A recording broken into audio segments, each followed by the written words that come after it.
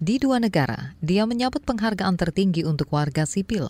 Di tanah air, jasa besar ilmuwan ini diakui lewat penghargaan Bintang Mahaputra Utama. Sementara di negara Kangguru, dia mendapat penghargaan bergengsi Order of Australia. Inilah dia Profesor Sangkot Marzuki, pakar biologi molekuler paling berpengaruh di Indonesia. Anda sedang mendengarkan Sains Sekitar Kita. Sains Sekitar Kita. Produksi KBR dan The Conversation Indonesia. Perjalanan karir Profesor Sangkot bermula sekitar 40 tahun lalu, tepat ketika revolusi sains terjadi. Ilmu biologi kimia mengalami lompatan setelah penemuan DNA sebagai molekul penyimpanan informasi genetik manusia. Lahirlah ilmu biologi molekuler.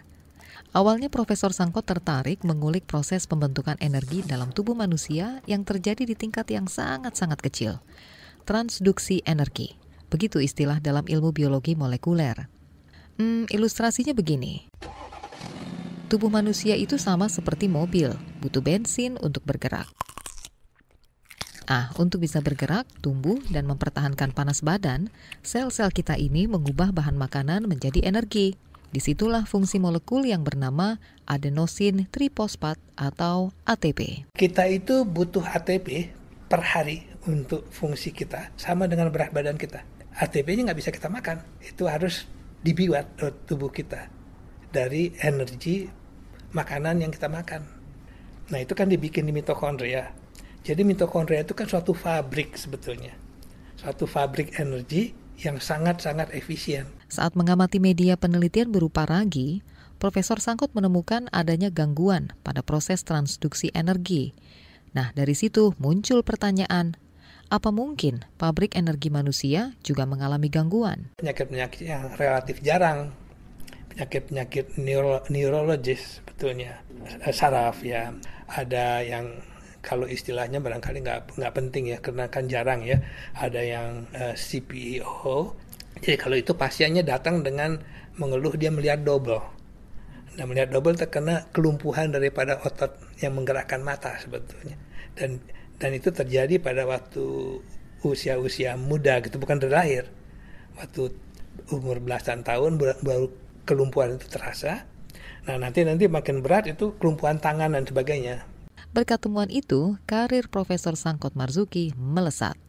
Di Monash University, dia memimpin satu dari 5 laboratorium biologi molekuler paling berpengaruh di dunia. Nama dia juga bolak-balik masuk jurnal ilmiah internasional. Saking topnya, mahasiswa S3 dari seluruh dunia antri ingin kerjasama dengan Profesor Sangkot. Jadi teknologi itu Sampai akhirnya, Menteri Riset dan Teknologi saat itu, B.J. Habibie, memintanya membangun laboratorium biologi molekuler di Indonesia. Supaya Profesor Sangkot mau pulang kampung, Habibie membangkitkan nasionalismenya dengan mengundang ke upacara peringatan proklamasi kemerdekaan di Istana Negara pada 1990. Profesor Sangkot tertarik, tapi dia punya satu permintaan khusus. Dia mau laboratorium itu didirikan di lembaga Eichmann, lembaga penelitian yang tutup pada 1960-an karena masalah politik. Jawaban dari Habibie bikin Profesor Sangkot senang bukan main. Pak Habibie ketok meja bilang, begitu caranya, that's the way. Kita buka kembali lembaga Eichmann. Jadi ide itu muncul bersama jadi waktu itu. Saya ditawarkan begitu, berubah langsung. Ini kan menjadi bagian dari membuka kembali sejarah. Kalau itu ya boleh, langsung saya udah lain itunya. Pada Juli 1992, lembaga Eichmann resmi berdiri lagi. Di masa kolonial Hindia Belanda, lembaga ini adalah satu pusat penelitian kesehatan termasyur. Sekitar 22 tahun, Profesor Sangkot menjadi komandan di lembaga Eichmann. Kini dia mengabdikan diri sebagai Ketua Akademi Ilmu Pengetahuan Indonesia. Tugasnya berat, menghimpun ilmuwan Indonesia untuk mengembangkan ilmu pengetahuan dan teknologi.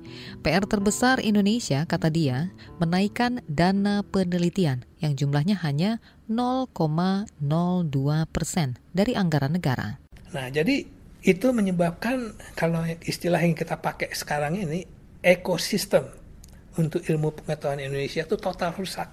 Orang melakukan penelitian itu di perguruan tinggi hanya untuk naik KUM, dapat KUM untuk naik pangkat. Kalau penelitian riset yang mendasar itu kan karena curiosity, ada pertanyaan ilmiah. Langkah perbaikan sudah disusun Akademi Ilmu Pengetahuan Indonesia. Salah satunya mereformasi sistem riset dan pendidikan tinggi. Sebab negara ini butuh lebih banyak jenius, seperti Profesor Sangkot. Sains Sekitar Kita. Sains Sekitar Kita. Produksi KBR dan The Conversation Indonesia. Temukan lebih banyak artikel menarik lainnya seputar sains di laman theconversation.com. Sampaikan juga kritik atau saran Anda ke redaksi@theconversation.com.